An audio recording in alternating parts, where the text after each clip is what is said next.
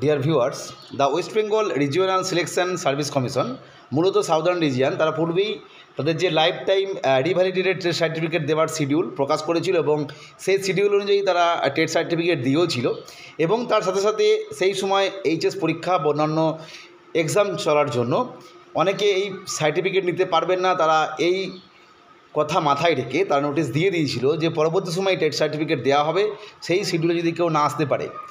সেই অনুযায়ী আমরা দেখতেই পাচ্ছি আজকের যে নোটিশ, সেটা হচ্ছে distribution of revalidated trade certificate of southern region to the defaulting candidates, অর্থাৎ যারা নিতে পারেনি সেই সময় তাদের কিন্তু দেওয়া হবে। A good number of revalidated trade certificate of southern region are lying undistributed at the region office.